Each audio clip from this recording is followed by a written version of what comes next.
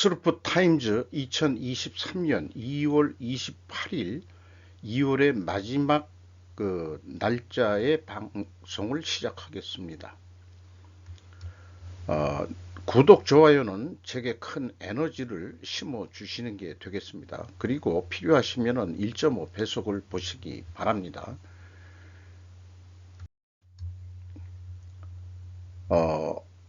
정부 관계자 비밀리 미국행 테슬라 기가팩토리 유치 물밑 작업. 헤럴드 경제 배문숙 기자의 보도 내용입니다. 산업부 무투실장이라는 게 뭔지 모르겠는데 투자 유치 과장, 최근 현지소 테슬라 면담, 윤석열 대통령 방미 앞서 관련 작업 마무리 포석이라고 소제목을 달았습니다. 우리나라가 글로벌 1위 전기 업체인 미국 테슬라의 아시아 제2기가 팩토리 신규 유치를 위해 막판 총력전에 돌입했다. 아시아에 또 공장을 지으려는 모양인데요. 그런데 정부 고위 관계자와 실무 담당자가 최근 비밀리에 미국을 방문해 테슬라 측 관계자들을 만나 기가팩토리 유치 관련 협의를 갖는 등 윤석열 대통령의 미국 방문에 앞서 물밑 작업을 펼치고 있다고 소개를 하고 있습니다. 자, 요게 이제 베를린에 있는 베를린에 아직 만들었다는 건 아니고 베를린에 이 기가팩토리를 짓겠다 하는 것을 가져오겠다는 얘기인지. 그런데 이제 뭐 전번에 한번 뉴스가 나왔습니다만은 강성 노조가 있는데 누가 투자를 하겠느냐, 테슬라 같은 데가, 일론 머스크가. 그래서 뭐 제가 상상해 보기는 협상 조건의 하나는 무노조를 약속해야 하지 않을까. 그리고 만약에 된다 그러면은 이 넓은 공장을 어디에 유치하겠냐 그러면은 저 같으면은 새마금 쪽을 추천을 해보면 어떨까, 만약에 된다면은. 그렇게 생각이 듭니다. BBC 뉴스 쪽에서 피지컬 100 K 리얼리티는 다음 항공문화 트렌드를 보여주는가 질문형으로 했는데, 진 맥켄지라고 서울 특파원이 보도를 냈습니다. 피지컬 100의 어떤 장면인데, 어떤 이 남녀가 다 공통적으로 같이 참여해서 하는 장면입니다. 넷플릭스의 차트를 휩쓸며 전 세계에서 가장 많이 본 비영어 프로그램이 되었다. 리얼리티 쇼가 1위를 차지한 것은 이번이 처음이다. 드라마도 아니고 영화도 아닌데, 이거를 서바이벌 쇼라고도 얘기를 하고 있고요. 모든 배경을 가진 100명의 한국 최고의 선수들이 모여 가장 인상적인 몸매의 타이틀을 놓고 경쟁한다. 이 쇼의 가장 신선한 특징 중 하나는 남자와 여자와 함께 경쟁한다는 것이다. 해외 팬들은 동지에 매료되었다. 이렇게 얘기를 하고 있고요. 지난해 전체 넷플릭스 회원 중 60%가 한국 프로그램을 시청했다고 또 추가로 보도를 하고 있습니다.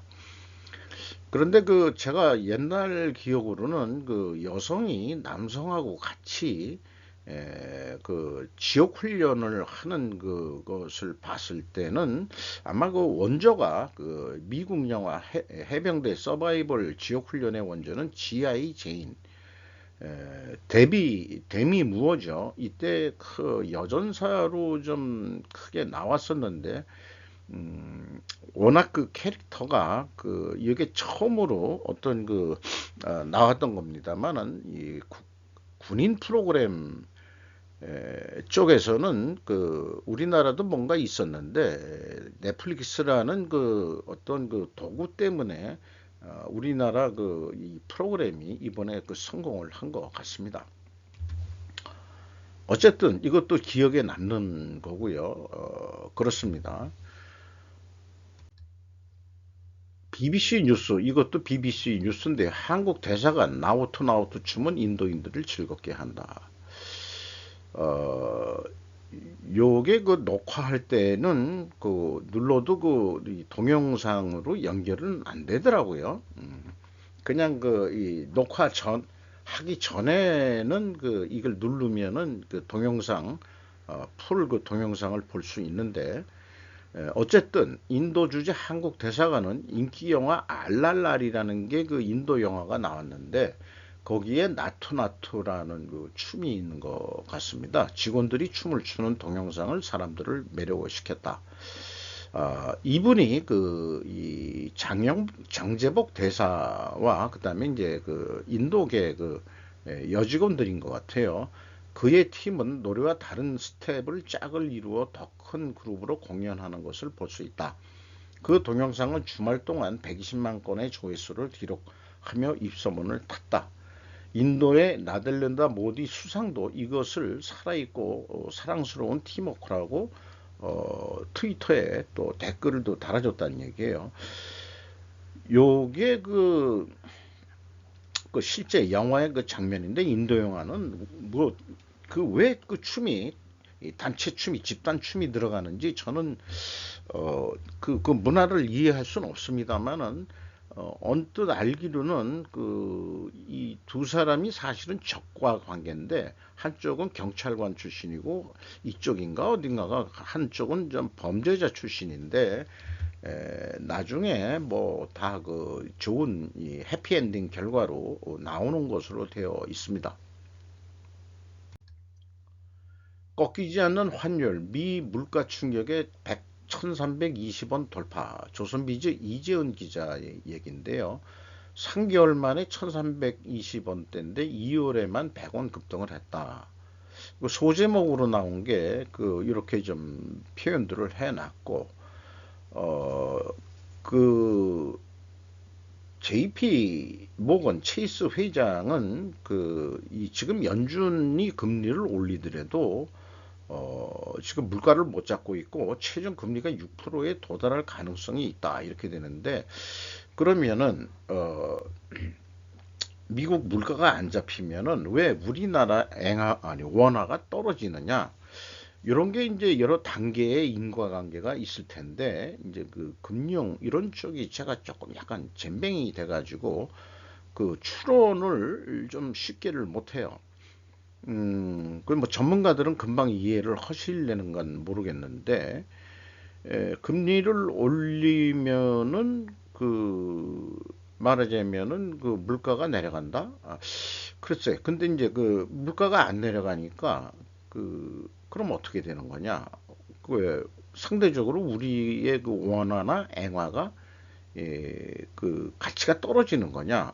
이런 관계는 저로서는 지금 설명할 수 없는 그런 아주 저급 수준입니다만은 이런 뉴스가 나왔다는 거고 그 다음에 이제 일본 쪽에서 최근에 그 일본 은행장의 임기 만료로 경제학자 우에다 씨라는 분이 그 은행장으로 그 후보로 되어 있는데 참의원이 그 상원인지 하원인지 저는 그건 잘 모르겠습니다만은 이 일본은 그 뭐 내각 중심제 그런 국가라서 그런지 모르지만 자관 불러 가지고 소신 조사를 했다.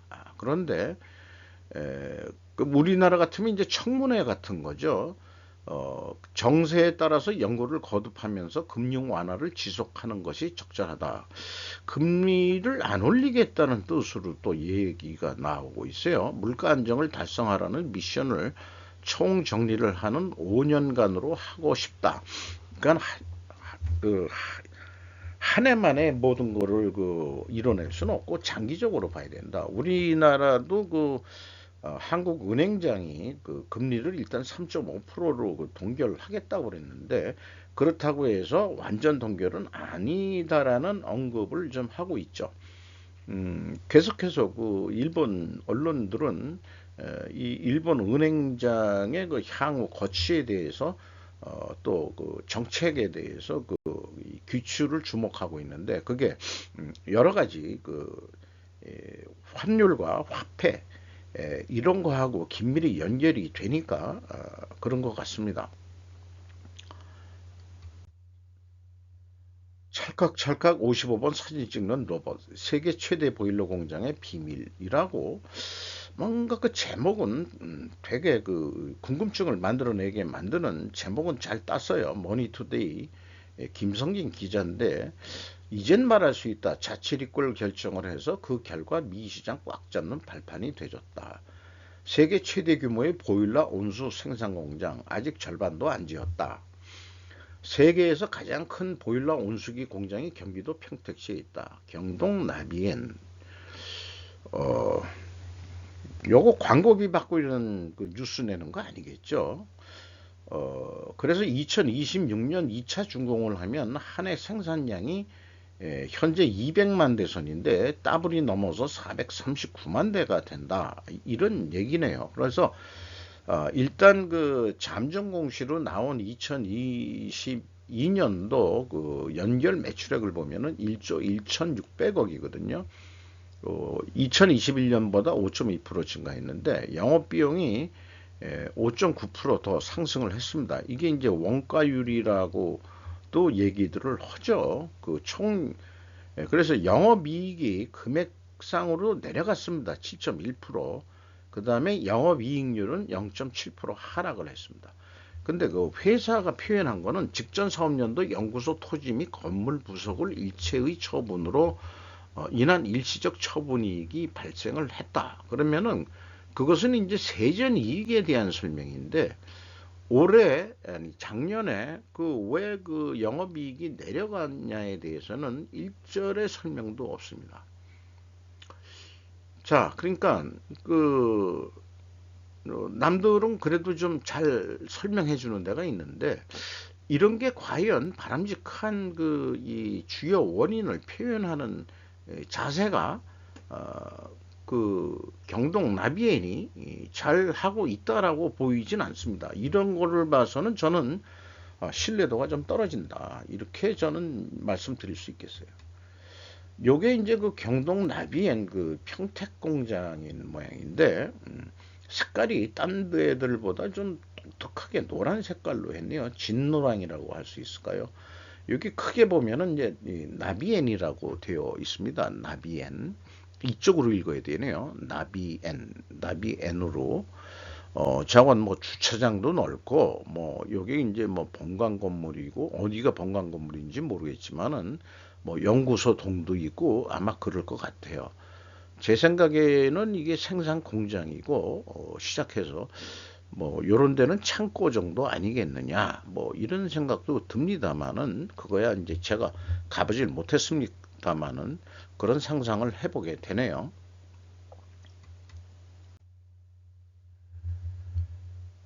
인사이더 휴대폰, 컴퓨터, 자동차의 배터리를 담당하는 코발트 광업계의 현실을 보여주는 암울한 사진이라고 제임스 패슬리 기자가 보도를 했는데 코발트는 세계에서 가장 중요한 천원자연 중 하나이다. 콩고 민주공화국은 전 세계 코발트 공급량의 70%를 보유하고 있는 것으로 추정된다. 그러나 열악한 근로조건으로 인해 기업과 국가들은 대안을 모색하고 있다. 코발트는 새로운 블러드 다이아몬드이다. 추출하는 것은 매우 위험하고 가치가 있습니다. 콩고 민주공화국은 세계 코발트 공급량의 약 70%를 담당하고 있다. 그 후로 많은 얘기들이 있습니다만은 이제 이런 그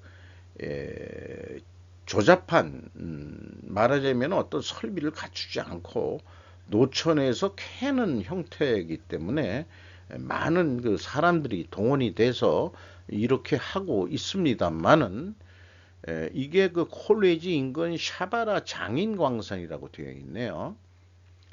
어, 그래서 이제 그 이 포대에 그 넣고서 그렇게 이제 이렇게 그 이 일반 노예들 같은 노동으로 그렇게 지금 작업들을 하고 있는데 아마 그 위험도가 뭐 크게 그 터널을 뚫어서 하는 그런 광산이 아니다 보니까 뭐 이런 것 같고 콩고 공화국 자체에서도 설비 투자를 안 하는 것 같습니다. 뭐 이런 사진도 한번 찍혔고요. 이걸 이제 쌓아 놓는 거죠. 이렇게 쌓아 놓는 건데 그런데 마지막 여기에서 소개하는 마지막 그림은 이런 대형 그 덤프 트럭 포크레인이 노천이니까 긁어가면서 파내려가면서 이렇게 이 채굴 하는 그런 데도 있는데, 이런 기업은 외국계 기업으로서 어, 그랜코아라고, 저도 이 광산업체 이름을 어디서 많이 들어봤습니다. 이 그랜코아라고 광산하는 기업은 호주에도 아마 있는 거로 알고 있고, 이 아연광이라든지 납광이라든지 이런 거 비철금속에 대한 그런 전문 광산으로 알고 있습니다. 그런데 이제 또 추가적으로 이 여기에는 소개를 안 하지만은, 중국이 이제 콩고 코발트를 많이 확보하고 있다, 광산을 확보하고 있다, 이렇게 얘기하잖아요. 1대1로 해가지고. 그러면은 중국은 어떤 식으로 하냐면, 지금 앞에 얘기한 그런 노천 광산, 콩고 주민들이 먹고 살기 위해서 그거를 아주 열악한 근로 환경에서 그걸 채굴해 가지고 계량기에 달아서 파는데, 그걸 누구한테 파느냐 그러면, 거기서 일하는 사람은 이 물건을 구매하는 사람은 중국인이에요. 그러니까 이제 왼종일 앉아서 이 저울에다 달아 가지고 돈 계산해 주는데, 엄청 싸게, 진짜 뭐 인건비 얼마 안 나오는 그런 작은 돈을 주면서 중국은 코발트를 확보하고 있는 모양입니다. 이건 뭐 신장 위구르에 따른 것 같은 그런 거. 그러니까 뭐 저간 중국이 그런 식으로 코발트를 확보한다. 이 전기차 뭐 이런 게 이제 더 중요한 건데, 선진국에서 문명의 이기를 누린다 하더라도 그 기본적인 거가 과연 이런 것들이 환경론자들한테, 전기차를 주장하는 환경론자들이 이런 것들을 좀 언급을 해야 되지 않겠냐, 이런 생각을 들어봐요. 중국이 러시아의 무장을 고려하는 이유라고 텔레그래피에서 도믹스 니콜스라는 기자의 보도 내용인데, 이건 뭐 상징적으로 그림을 사파를 좀 냈어요. 근데 미국 CIA 국장 올리엄 번스가 자신감이라는 단어를 표현해가지고, 가능하면 이제 중국이 이제 러시아를 무기를 대줄 가능성이 높다 하는 것을 자신감이라는 단어를 사용했는데, 기사의 평은 개연성에 가까운 것이라고 하지만은 발생 가능성은 55%에서 75%인 가능성 범주에 딱 들어맞을 것이다. 개연성이라는 게. 그래서 시 주석은 러시아에 대한 자국의 군사적 지원으로 인한 외교적 경제적 여파를 예상했을지 모르지만, 러시아에 대한 러시아의 의존도와 중국에 대한 서방의 두려움을 증가시키는 것은 감당할 만하고 위험을 감수할 가치가 있다고 판단했다. 그렇기 때문에 러시아에 미국 무기를, 살상 무기를 지원해줄 그런 계획이 없는 건 아니다라고 이제 비치고 있는 겁니다. 자, 이게 고도의 심리전인지 어떤지 모르겠습니다만은, 요거는 이번에 이 격추된 풍선 얘기고, 그 다음에 이제 푸틴이 가지고 있는 거는 기관단총을 가지고 있고, 이란의 대표는 뭐 인권을 교수형 시키는 그런 상징을 가지고 있고, 아마 이 영향력의 크기겠죠. 김정은이는 이제 로켓, 미사일로 이렇게 되어 있는데, 자관 요런 이 인형이 이 러시아에서는 마꽃이라는 인형으로 유명해져 있는 관광 상품으로도 되어 있는 거로 알고 있습니다. 그래서 그러면은 국방부, 한국 업체와 미 국방부 탄약 수출 협상 중 우크라이나 관련, 미키크스 한국 최정미 기자가 보도한 내용인데요. 지금 탄약이 거의 다 말하자면은 떨어져 가가지고 공식적으로 말하자면은 무기 탄약 수출을 하는 거로 그렇게 되는데 우크라이나가 직접 사는 게 아니고 미국이 사서 주는 것 같이 지금 느껴지거든요. 그런데 그 드미트리 포노마렌코 우크라이나 대사는 지난 27일 한국 국방연구원 주최 세미나에서 기조 연설자로 나서 한국 정부가 우크라이나에 대한 한국산 살상 무기를 공급할 수 있는 해결책을 찾길 희망한다면서 우크라이나는 이 문제에 관해 대한민국 국방부 및 방위산업청 등과 직접 협의할 수 있는 기회가 마련됐으면 매우 감사할 것이다. 이렇게 얘기를 했는데 현재 공식적으로는 직접적인 지원은 곤란하다는 게 이제 한국 정부의 입장이지만은 이런 뉴스들이 나오는 것은 공식적으로 그 무기를 이 탄약을 수출할 수 있다는 쪽으로 결론이 나지 않겠느냐 이런 생각을 해보게 됩니다. 그러면은 이제 앞에서 얘기한 대로 중국이 러시아에 그 탄약, 살상 무기라고 했지만은 여기에서도 이제 살상 무기라고 하는 얘기가 좀 나왔죠. 탄약이 뭐 그런 건데, 어, 그러면은 이제 이 공식적인 대립 관계가 노골화 될 겁니다. 그래서 아마 그거 공식적인 중국과의 그 대립 관계가 되더라도 저는 수출을 해야 하는 것이 맞다라고 저는 봅니다. 요거를 이 번역한 표현을 안 했는데요. 조금 그 문맥이 좀 이상해서 그냥 일본말 그대로 가졌습니다. 그, 그게 이제 이런 뜻이라는 말인데 금지 살해된 나잇이 금지된 것이 아니니까 도의유 요건 잘 모르겠고요. 자본주의 무도덕의 공죄, 죄죠. 공과가 아니고 공죄. 선진국의 중산층이 몰락한 이유 이렇게 이제 그 얘기가 될 수 있는 것 같네요. 블랑코 밀라노비치의 어떤 그 책을 에라 다시라는 그 매체에서 요약해서 소개를 한 건데요. 선진국 중산층의 성장률 둔화를 간파했다. 이 밀라노비치라는 사람이 실질적으로는 어느 계층도 소득이 증가를 했다. 다만 문제는 두 가지 측면에서 볼 수 있다. 첫 번째는 선진국의 중산층의 실질 소득의 증가는 아주 조금이라는 것이다.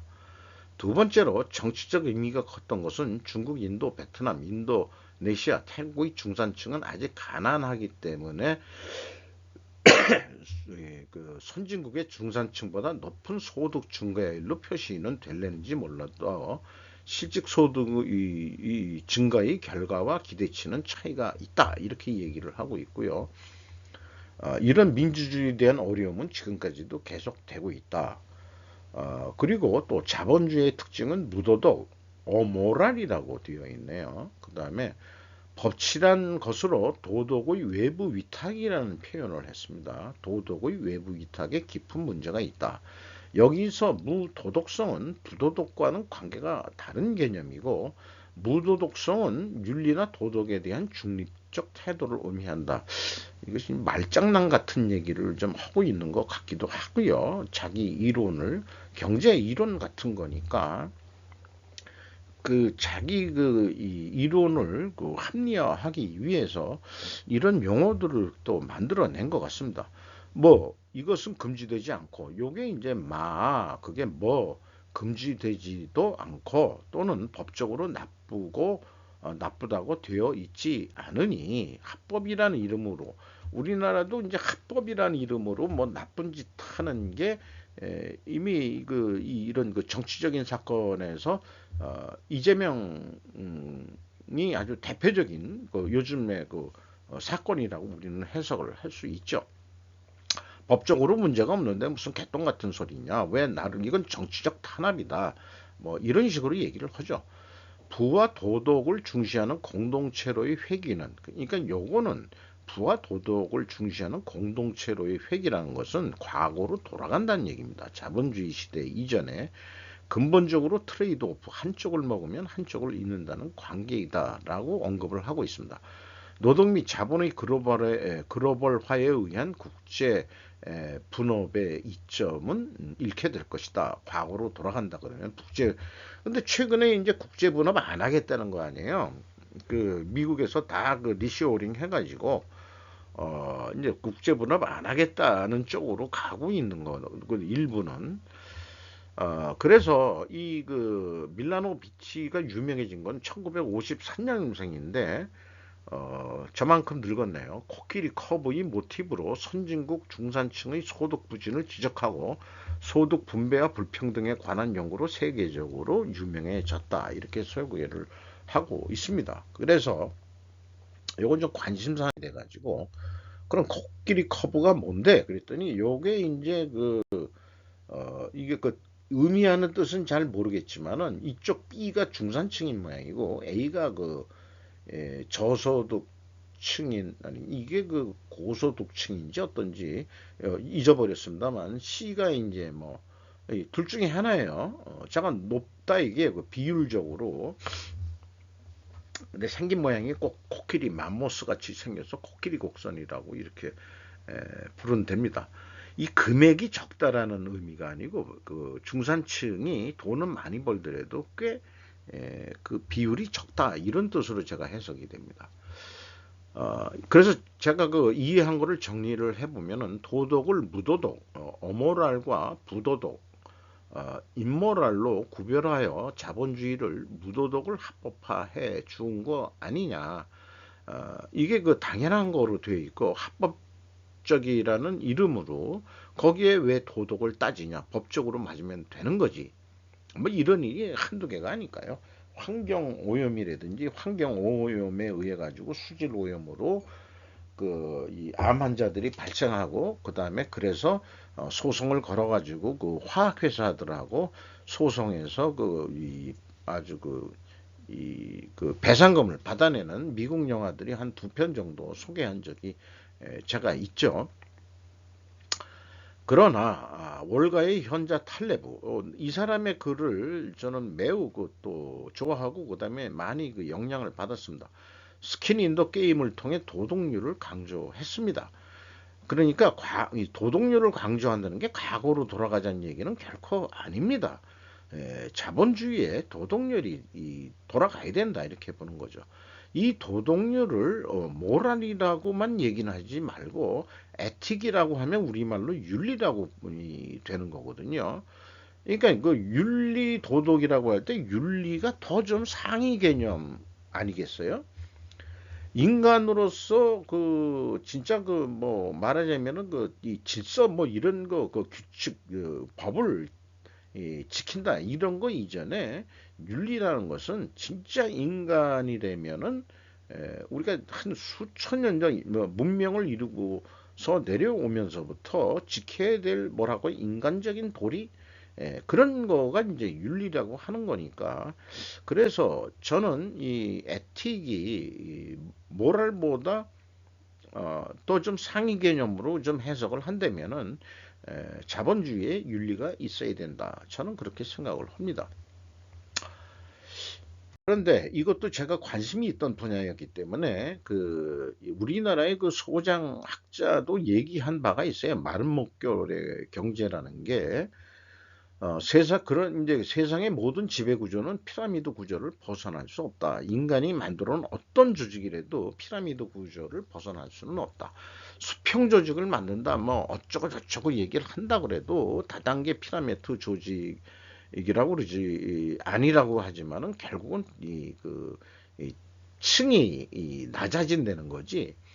그러니까 부의 계층 구조는 이렇게 그 상류층이 소수가 있고, 그 다음에 중산층이 있고, 그 다음에 이제 하류층이 있는데, 하류층이 많은 거죠. 그러니까 양극화라는 얘기를 이런 삼각형 피라미드 구조로 얘기를 할 수 있습니다만은, 근데 이제 부의 소유 구조는 그 조그만 이 상류층이 부의 그 많은 부분을 가지고 있고, 중산층은 그 층만큼 말하자면은 그 부를 좀 가지고 있고, 그런데 이 코끼리 곡선에 의해서는 중산층이 그 하류층보다는 그 비중이 작다는 걸 밝혀냈다는 거죠. 그래서 저는 이것을 이렇게 그 삼각형으로 좀 표시를 해봤습니다. 그럼 마름목골의 경제라고 할 때는 마름목골 정도 형태를 가져야 되는데 중산층이 이 상류층이 이만큼 가지고 있다면 중산층도 어느 정도 세력이 있고 부도 이 정도는 가지고 있어야 되고 그 다음에 이제 하류층이 많긴 하지만 부가 또 이 정도 가지고 있어야 된다. 이게 마름목골의 경제라서 이 마름목골 중산층이 많은 나라가 이 중산층이 이만큼 내려와야 되겠죠. 이만큼 내려와야 되겠죠. 더 내려와야 될지도 모르.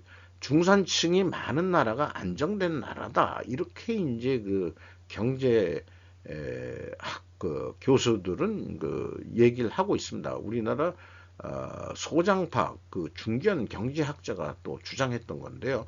이것은 그 이 소장파 경제학자가 얘기하기 전에 이거는 옛날에 상업 시간에도 배웠던 얘기입니다.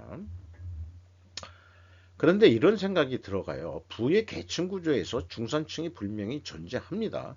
그런데 부의 소유 구조에서 중산층이 작다는 것이 밀라노비치의 코끼리 곡선으로 나타낸 것인데 우리는 마름목골의 경제를 이상향으로 알고 살아왔죠. 근데 그 중산층이 지금 없어지고 있어가지고 그 상류층과 하류층만 있게 된다.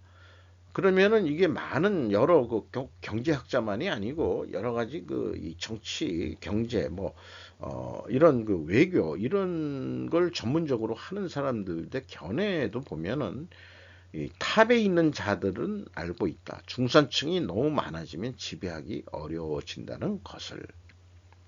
그래서 중산층을 없애려고 말하자면은 팬데믹도 만들었고 그 다음에 뭐 이 지금까지 그렇게 해서 중산층이 미국에서도 많이 없어졌다 하는 그런 뉴스들이 언뜻 보이고 있죠. 저도 과거에는 제가 중산층인 줄 알았어요. 근데 지금은 아닙니다. 그 톱이 글로벌 금융 세력으로 저는 인지하고 있습니다. 그 탑이라는 게. 그러니까 뭐 조폭 얘기를 하더라도 마피아 얘기를 하더라도 꼭 그 제2인자가 배신을 때려가지고 그 1인자를 그 제거하는 게 이 세계의 냉혹한 실력으로 자연승계가 안 되니까 그냥 죽여버리는 거로 이렇게 돼 있죠. 그게 그러면은 우리나라의 그 이 스쿼드 게임 그 스쿼드라고 그죠 오징어 게임이나 그 뭐 피지컬 그거나 뭐 자관 이 힘에 물리적인 힘에 의해서 그 상류 꼭대기 놈들을 죽이는 수밖에 없는 거다. 이렇게 되면은 그게 이제 나중에 어떻게 되냐? 그럼 독재 정권으로 흐를 확률이 또 많죠. 네. 그런 생각이 들어갑니다. 그래서 중산층이 이렇게 지금 내려가도록 그 유도하고 있는 것 같다. 이런 생각인데 여기에서 한 발짝 더 생각을 제가 좀 해보면은 우리나라의 그 전통적인 삼태극 사상. 자, 이게 어느 놈이 상류층이고 어느 놈이 중류층이고 어느 놈이 하류층이냐 그게 그렇죠. 돌고 도는 물레방아 인생 같은 그 유행어도 있습니다만은 우리나라의 그 이 선택의 사상 같은 사고 방식을 갖고 세상을 좀 이게 하늘의 뜻이라면은 하늘의 뜻이 이 땅에 이루어지소서. 이런 그 기독교에서의 주기도문 그런 겁니다만 그게 기독교에서만 얘기하는 게 아니고 제세 이화인가 그것도 이제 이런 그런 뜻이 있는 거죠. 이런 사고 방식을 서양 애들은 전혀 가질 수는 없을 겁니다. 이 자본주의가 들어온 게 서양식 사고에 의해서 온 건데, 그러니까 이제 이런 식으로 그 이분법적인 사고 방식이 우리나라를 지배하고 있습니다만은 과거로 복귀를 한다고 한다면은 이런 철학 이게 이런 경제에서도 이런 철학적인 어떤 그 이 사상이 좀 되는 나라가 되면 얼마나 좋을까 그런 상상을 해봤습니다.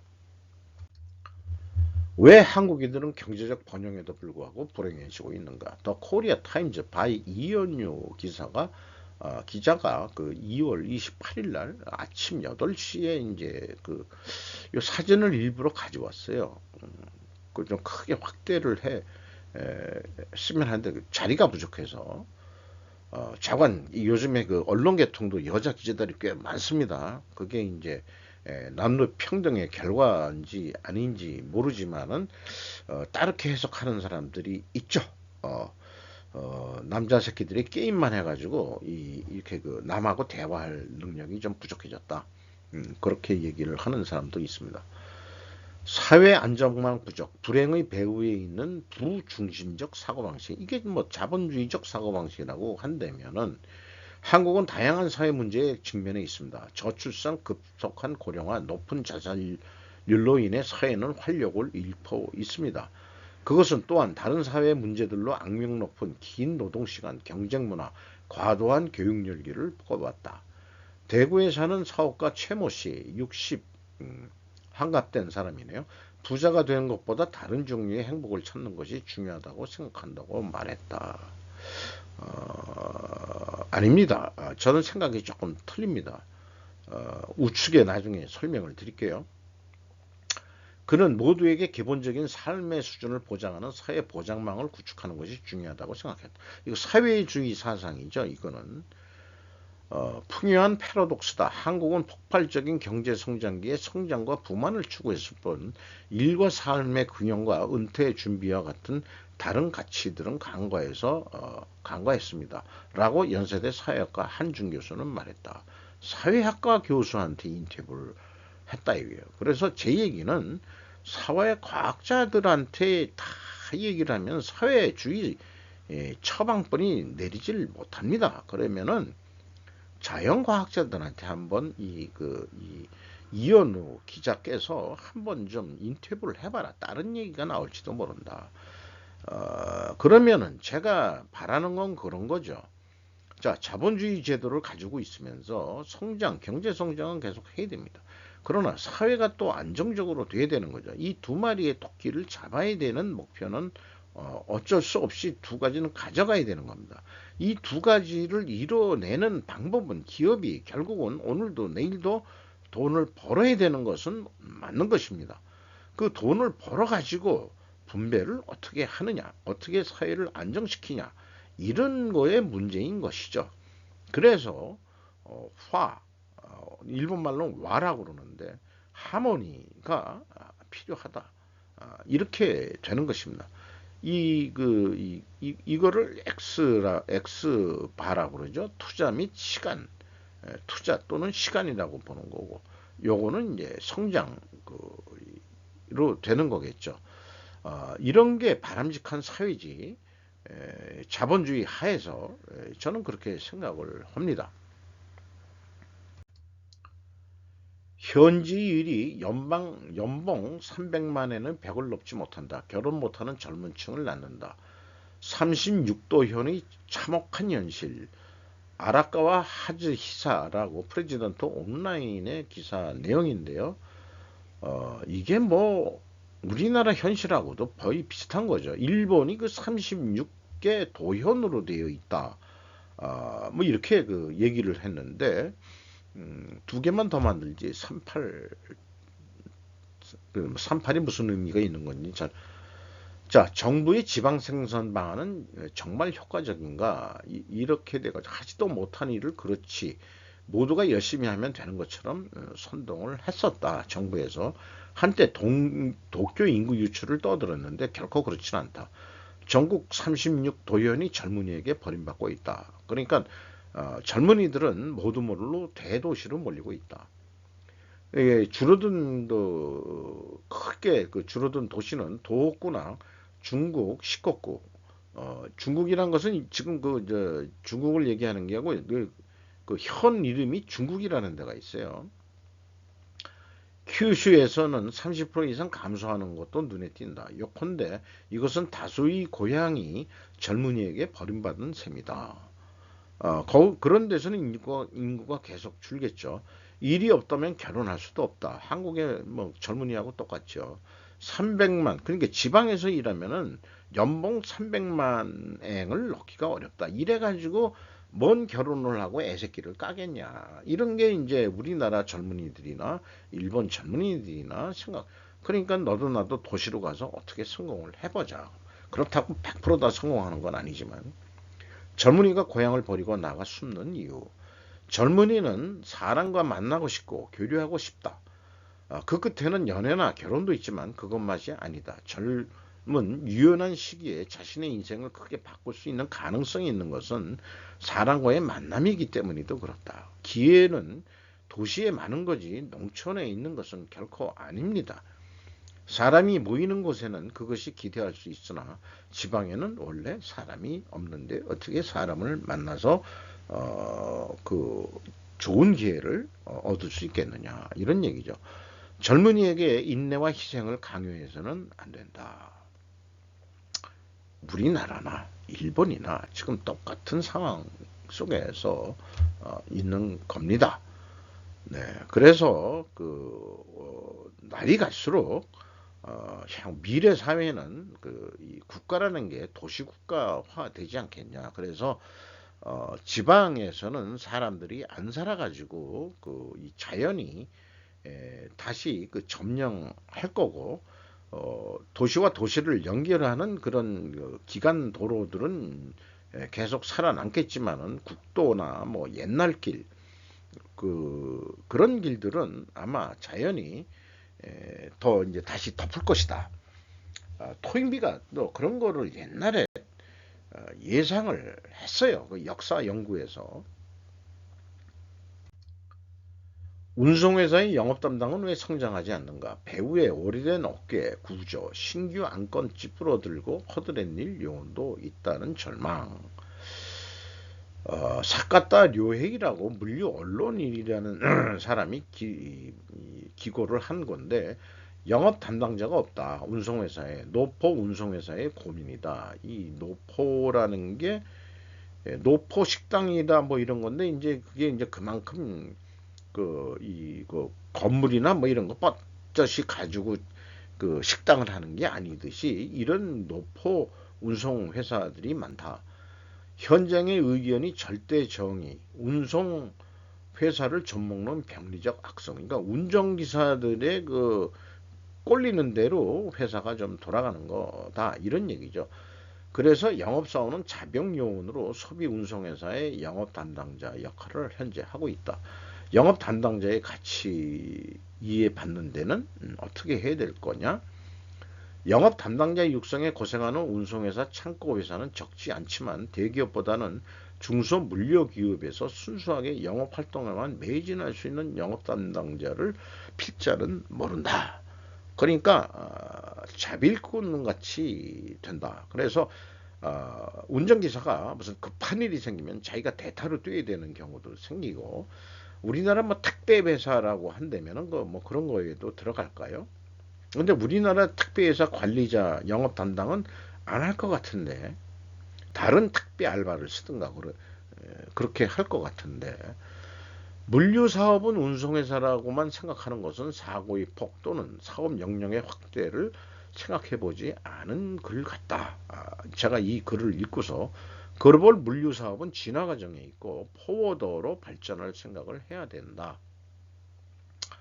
물론 노포 운송회사를 전제 조건으로 한다면은 그런 것까지 무역하고 해서 무슨 뭐 선적서류까지 꾸밀 줄 알고 뭐 이런 것까지 할 능력이 없을지 모르죠. 그러나 이제 운송회사부터 시작을 했다 하더라도 나중에 운송이라는 게 이 대기업이나 이런데 이제 휘둘리게 되고 그럴 수 있으니까 어떤 역할을 하고 경제에서 물류라는 걸 하려 그러면 더 좀 영업력이 더 커져야 된다는 거는 맞는 얘기일 겁니다.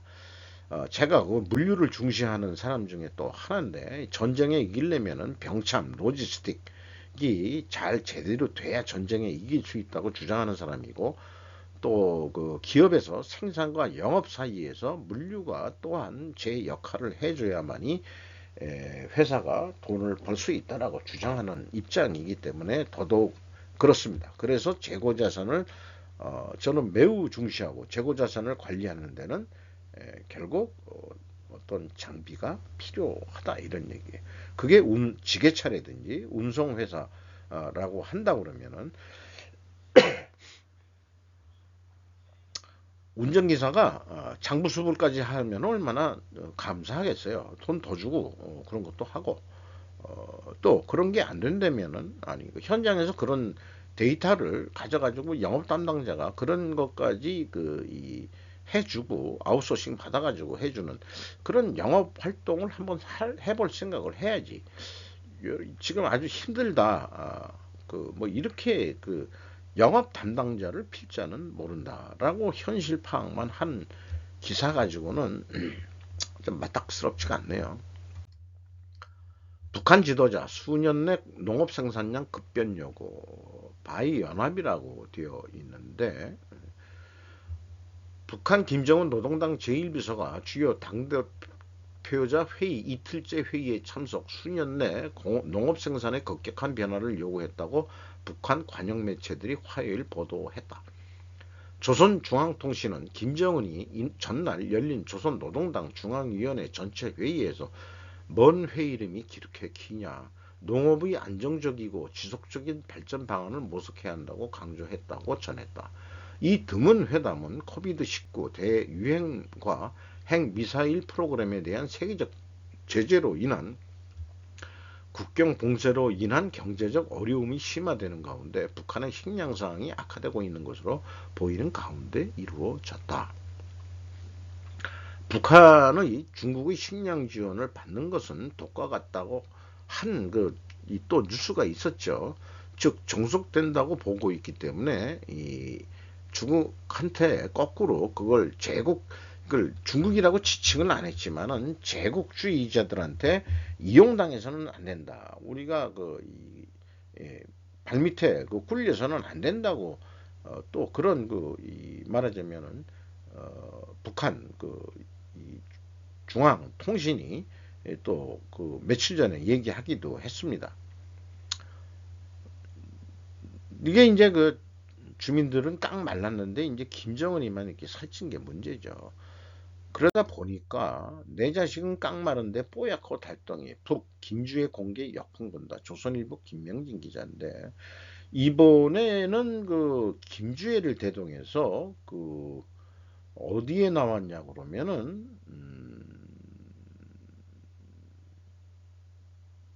몇 공사 현장에 나왔다는 거로 되어 있습니다. 그런데 이제 이 취재한 내용으로 보면은 지금 주민들은 제대로 먹지 못해 얼굴에 광대뼈만 남고 말이 아니다라며, 그런데 김주혜가 잘 먹고 잘 사는 귀족의 얼굴에다 화려한 옷차림이 텔레비전으로 자주 방영되니 벨이 나서, 배알이라고 우리도 얘기하기고 배알이 나서 참기 힘들다라고 이렇게 얘기했는데, 왜 이게 보니까 이제 지금 현재 나이가 보면은 초등학교 6학년뿐이 안 된다고 그렇게 나와 있어요. 김정은이도 좀 나이가 더 먹은 다음에 하면은 더 좋을 텐데, 저건 어쩔 수 없이 독재 정권이다 보니까 이렇게 뭐 박수들 치고 뭐 손을 들어서 무슨, 이런 나라에선 진짜 살고 싶지 않습니다. 그리고 나이 어린 새끼한테 수령동지 아바이 수령동지 위대하시고 위대하신 우리 위대한 수령동지, 얘네들이 참 불쌍해요. 뭐 우리나라 대통령이라면은 이 대통령의 권위를 존중해서, 근데 이제 님자 안 붙여야 된다는 게 요즘 정설이죠. 윤 대통령을 만나서 대단히 영광이었습니다든지, 님자 붙이지 말라고, 님자 붙이지 말라고. 빌 게이츠 미국 농지를 그렇게 많이 사들이는 이유를 마침내 설명하다라고 되어 있는데, 어, 생산성과 일자리 창출을 위해 이 농장에 투자했습니다. 거창한 계획은 전혀 없습니다. 생산성과 일자리 창출이라는 말을 했어요. 사실 이 모든 결정은 전문 투자팀에 의해서 이루어진 거다.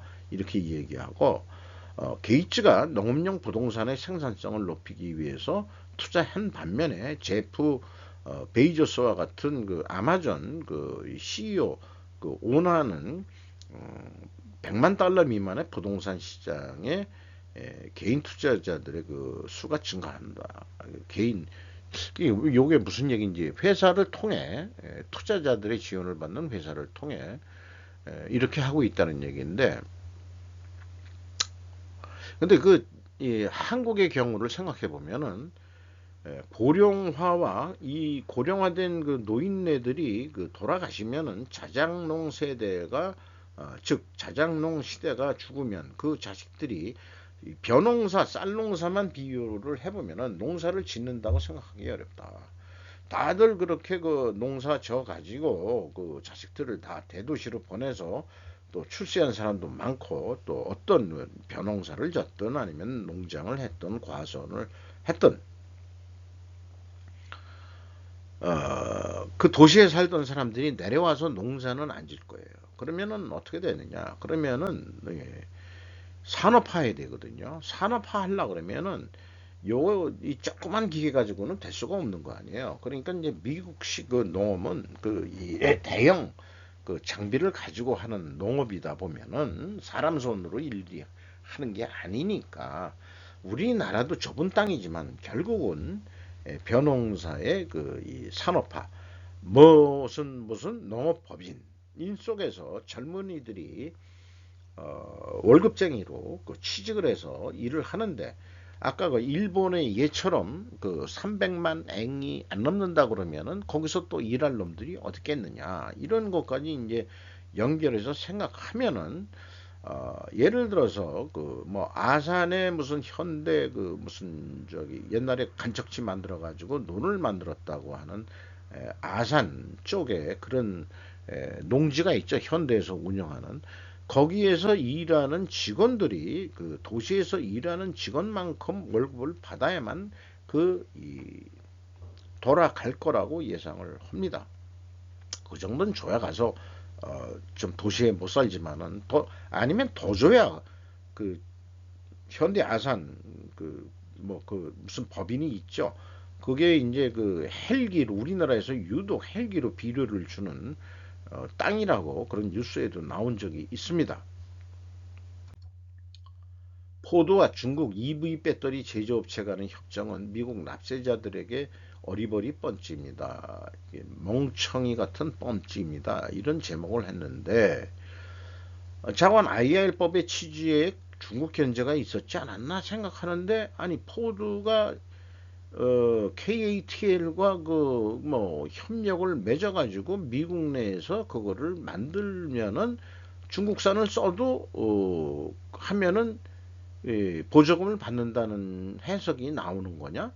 그런데 이제 이게 사실은 이게 멍청이 뻔치 아니냐라는 식으로 얘기를 하고 있습니다.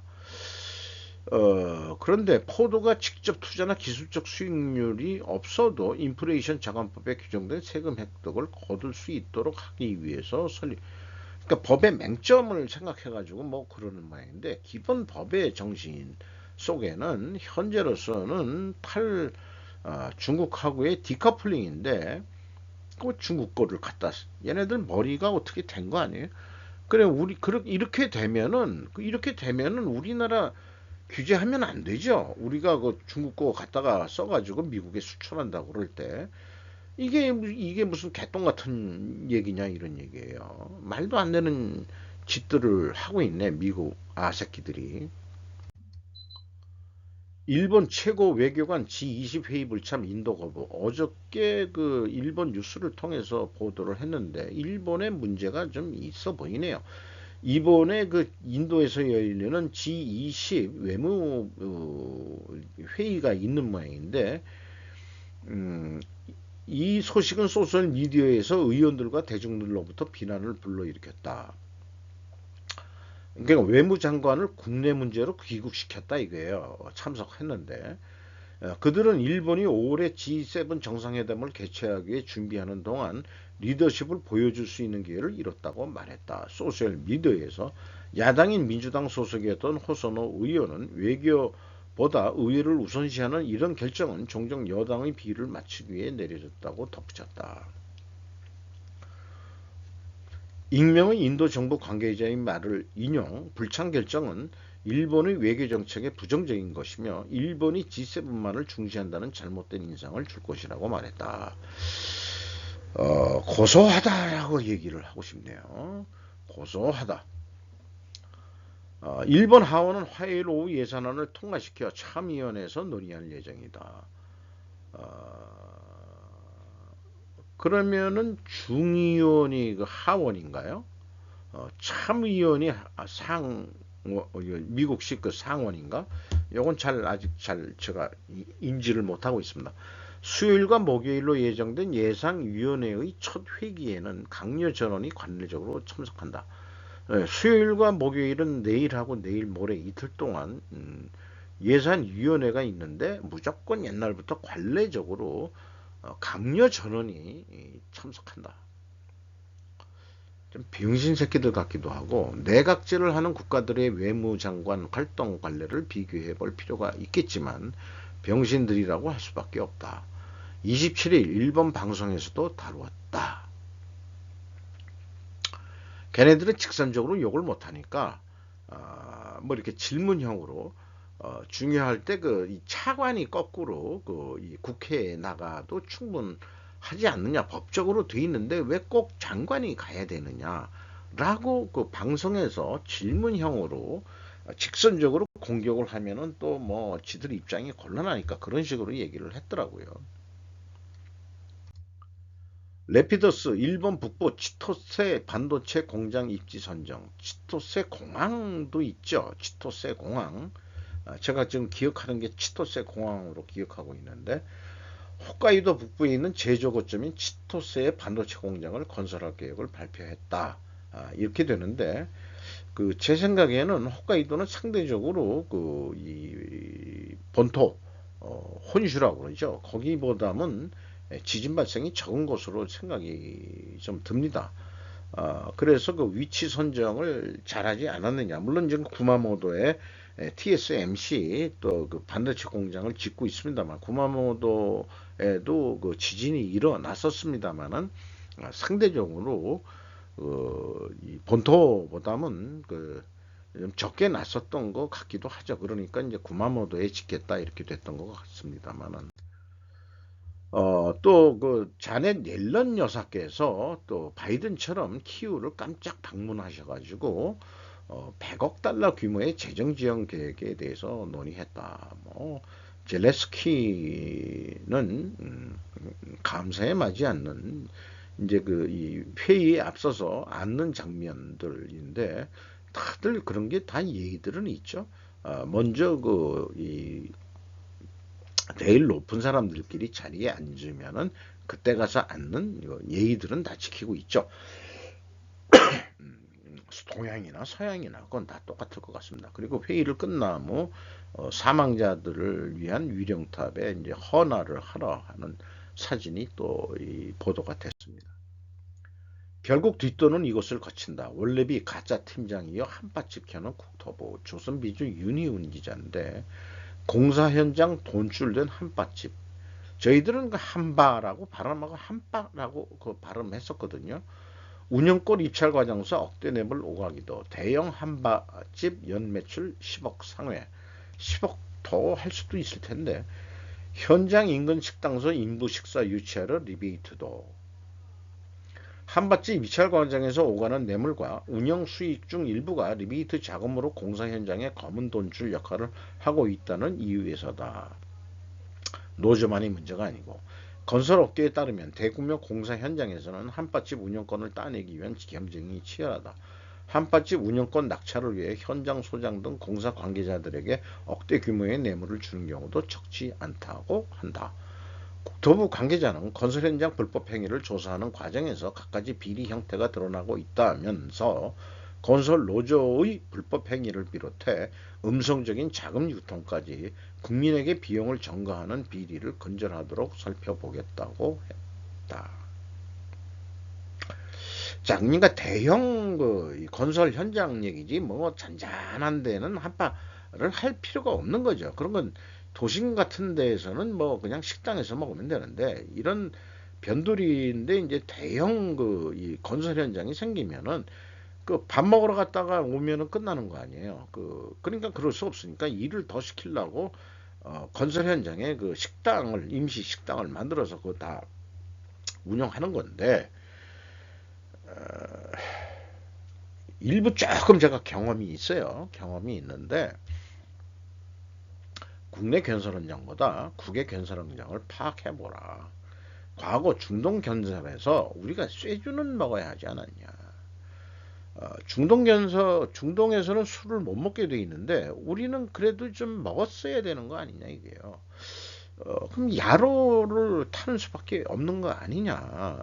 또 실질적으로는 밖에서는 못 먹어도 건설 현장 안에서는 먹어도 근데 안전사고 때문에 그건 안 되니까 되면 그 일과 끝나고 저녁 때 숙소에서 먹는다든지 뭐 이런 것들은 그러니까 그 한밭집에서 결국 먹게 되는 거라고요.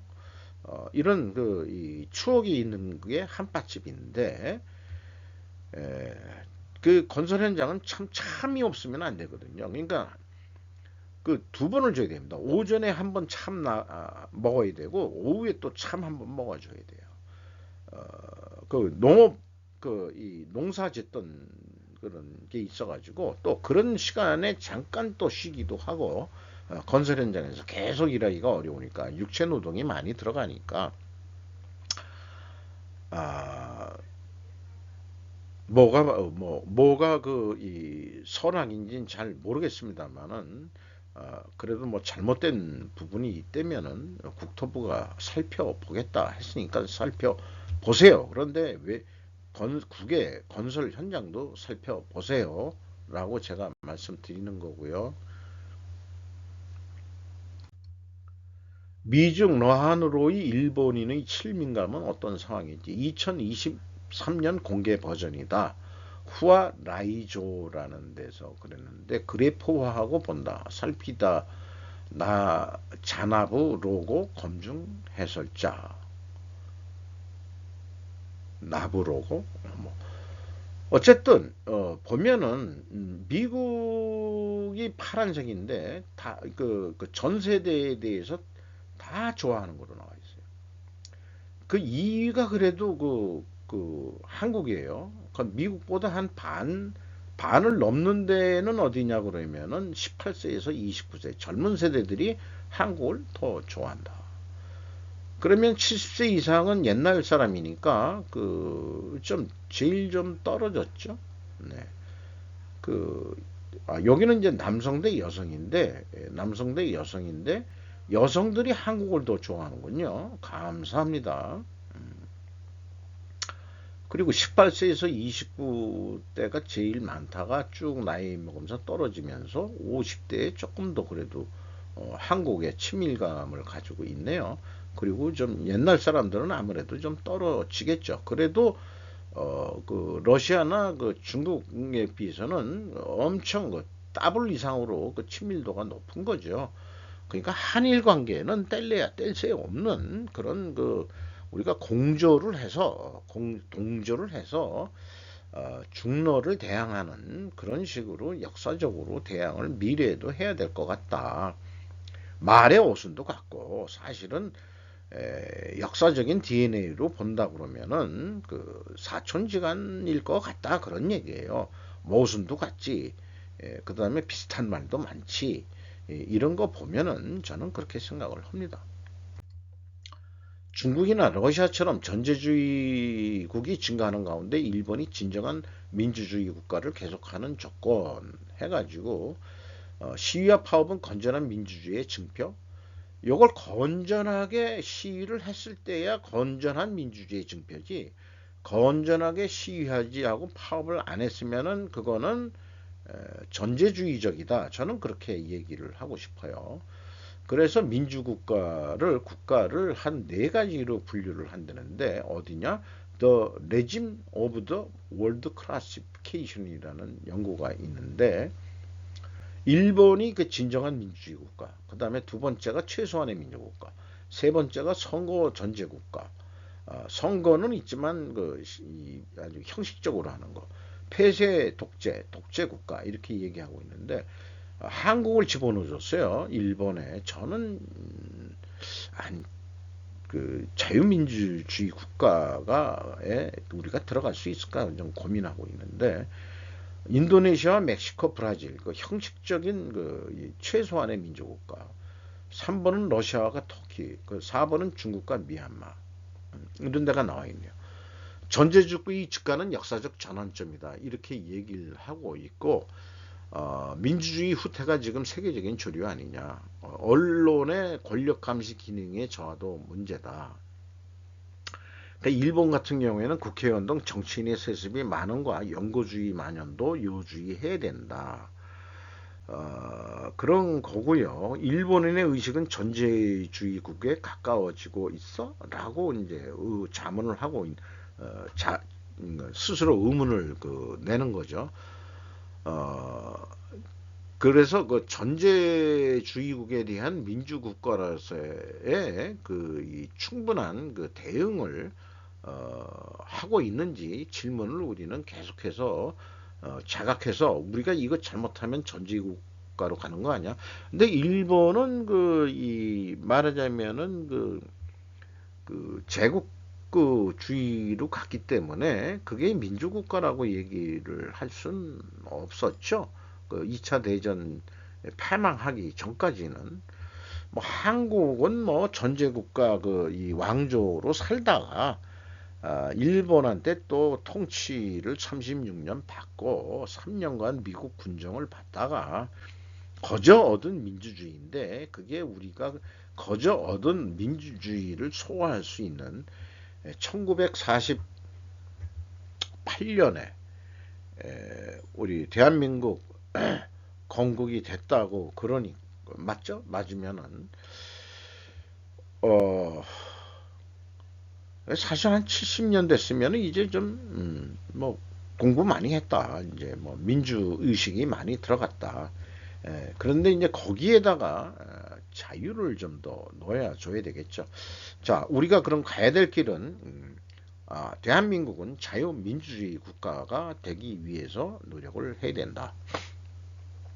그러나 선진국도 이 사회복지에 대한 거, 사회주의 사상은 현재 자유민주주의 국가라 하더라도 복지정책이나 이런 건 사회주의적인 이념이 들어가 있는 거다. 그러니까 딱 두 가지를 나눠서 생각하기는 어렵다. 어떤 경우에는 정부의 권한이 필요하다. 그런 적도 인정을 해야 되겠죠. 모든 기초수급자 차상위 계층의 난방비 59만 2천원까지 지원한다. 2023년 2월 1일 산업통상자원부 경제 정책 브리핑 뉴스입니다. 이게 이제 이 가스비가 엄청 나가가지고 이렇게 이 경제 브리핑에 했는데 실제 이제 2월 말에 집행이 되는 것 같아요. 근데 요거 우측은 이제 제 생각인데 신청에 의한 복지는 보편복지가 아니다. 보편복지는 정부가 국민의 생활 상황을 스스로 파악할 수 있어야 하고 공무원의 현장 확인으로 일하는 공무원의 자세가 중요하다. 앉아서 신청 서류 접수되면 복잡한 신청 서류에 무언가 빠졌다고 하는 그런 식의 신청은 이제 왕짜증을 불러낼 수밖에 없다. 노인네들이 그런 걸 제대로 할 수도 없기 때문이다. 또 저도 배웠다고는 하지만 만약 그런 신청 서류들을 한다 그러면은 매우 말하자면 뭐랄까요, 아주 귀찮아 할 것 같기도 하고 뭔 놈의 그렇게 신청 서류들이 많고 증빙 서류들을 해내야 되는지 몇 푼이나 준다고.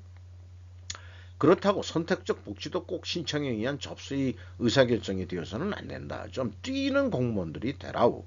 이런 얘기고요.